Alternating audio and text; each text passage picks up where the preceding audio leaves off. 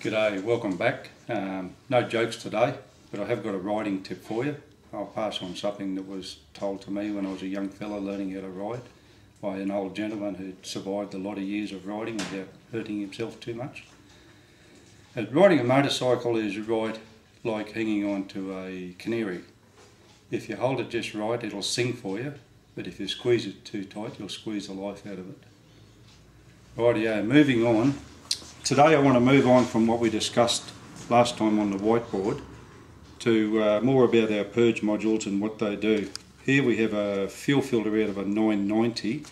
This is the tea-bag filter they call. This filter's done almost 20,000 Ks with a purge module on it. The filter's made of a lot of nylon sort of stuff. It doesn't perish or deteriorate with age. And this filter was very clean, apart from the staining, but it was very clean and had very little dirt in it when we pulled it out. The same with the paper filter, the secondary filter above it.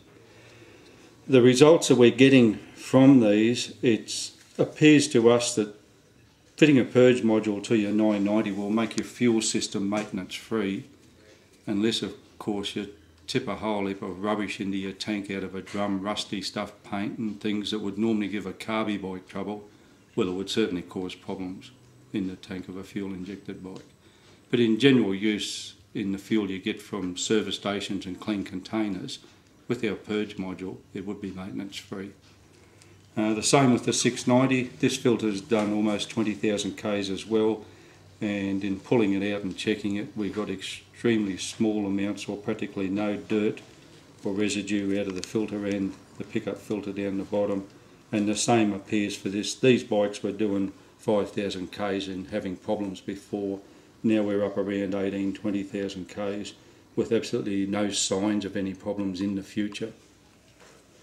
The kits that we make up for the bikes, we start off with what we call a bare wire unit. We have a short wire and long wire version of this, and this is a short wire one. We've decided to put these on the market and sell these at a discounted price for the people who are very budgeted, limited amount of funds they want to spend on it. You could use bullet connectors to connect these in. The idea being, as you'll see with what we've done with our kits, that this kit here fits KTM 350 to 500. It unplugged the original wire harness from the fuel tank and plug in a factory type plug. So it takes a few seconds. This short lead here goes onto the battery. Wiring's finished. That's all that's involved in it.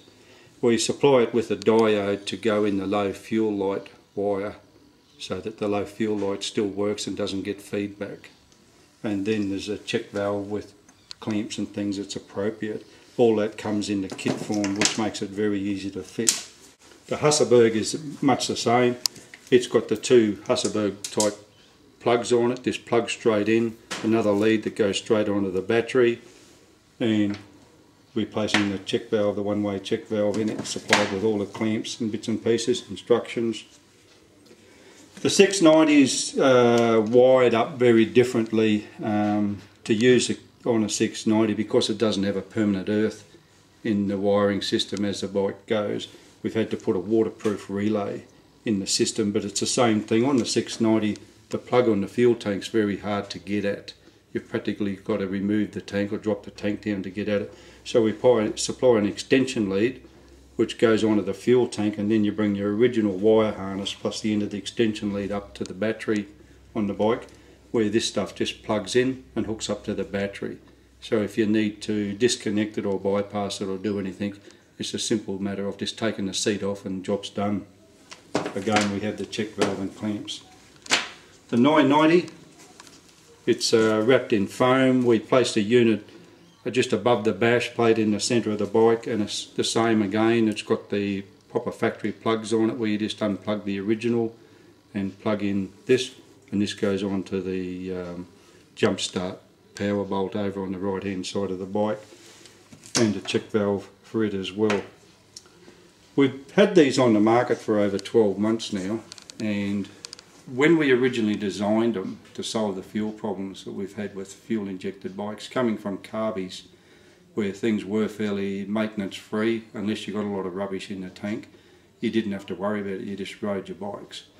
and getting over the hurdle of having to clean and change fuel filters all the time, especially within way less than 5,000 k's, was a real headache when you went for a 2-week ride across deserts and different things and found yourself changing fuel filters and doing fuel maintenance in the middle of nowhere, especially if it led to bigger things like damaged fuel pumps from over-pressurising and dribbly injectors and things like that. Purging the fuel system is not a new idea. It's I first heard of it back in the 40s. Not that I was around in the 40s, but I've read articles where people have done it as far back as that. It's a very effective way of cleaning a fuel system and keeping it clean. The system that we've come up with is when the module's in its natural state, unpowered, if you had a flat battery or whatever, it's in its working condition where the pump will run if it has enough power to make the pump run.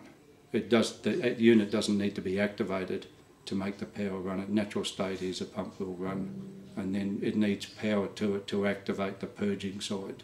So if the unit failed or anything did go wrong with it, the worst thing that would happen to you would be the pump wouldn't purge.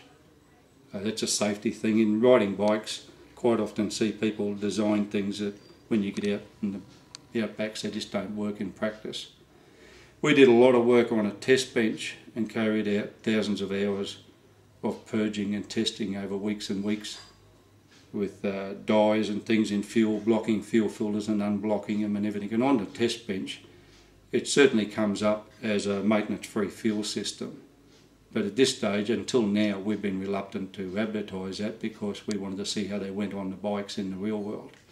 And so far, we're easily getting 20,000 k's out of fuel filters, and when you pull them out and inspect them, we're finding them extremely clean and in good condition. The only thing I could see maybe down the track, if you left a fuel filter like this in your bike, which is the filter you find on the smaller bikes, 690 and down, it's got paper element in it, and whether the paper element would deteriorate over a long period of time and break down and cause a problem that way. From the mileages that we've had and the filters we've pulled out, I'd expect that you should get 50,000 k's or a few years worth of travel out of a filter like this with purging it.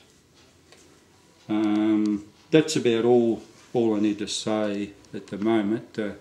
If you have any feedback or questions, feel free to contact us and ask questions or put things to us. But I've got these units on my own bikes. We've got a couple of 690s and Bergs and things, and we've had no trouble at all, found them very successful. We did have 3 unit failures in the very early production, probably the first 20 units we made. We quickly identified the problem, replaced the units free of charge, and since we've had no failures, everything's running sweet. Thank you very much.